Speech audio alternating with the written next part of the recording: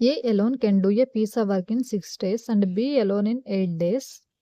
A and B undertook to do it for 3,200. With the help of C, they completed the work in 3 days. How much is to be paid to C?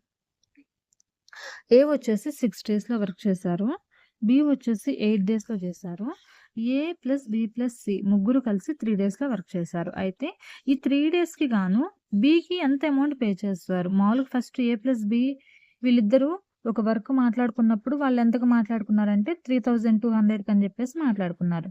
అయితే మధ్యలో సిని add చేసుకున్నారు. ఈ C ఎన్ని days చేశారు? 3 days చేశారు. ఈ 3 డేస్కి గాను సికి ఇచ్చిన అమౌంట్ ఎంత అని చెప్పేసి అడుగుతున్నారు. ఫస్ట్ ఏ ఎన్ని డేస్ చేశారు? 6 డేస్. బి ఎంత? 8. ఏ ప్లస్ బి ప్లస్ సి ముగ్గురు కలిసి 3 డేస్లో చేశారు. ఇప్పుడు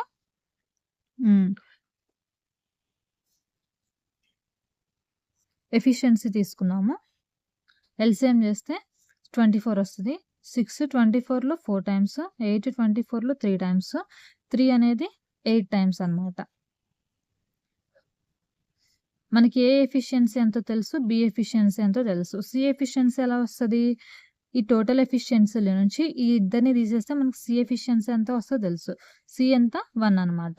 ఇప్పుడు ఏబిసి ఎఫిషియన్సీలు వచ్చేసి 4:3:1. మనకి ఎంత అడిగారు? సి యొక్క షేరు, అది కూడా 3 డేస్కి ఎంత అని చెప్పేసి అడిగారు. 3 డేస్ ఇంటూ సి యొక్క ఎఫిషియన్సీ ఎంత? 1. ఎంతకు గాను టోటల్ వర్క్ ఎంత? 24. సో 1/24 ఇంటూ వాళ్ళిద్దరు మాట్లాడుకున్న అమౌంట్ ఎంత? 3,200. సో మనకి ఇదంతా క్యాన్సిల్ చేస్తే మనకు టోటల్ ఎంత వస్తుంది అంటే 400 అనేది ఆన్సర్ వస్తుంది అనమాట.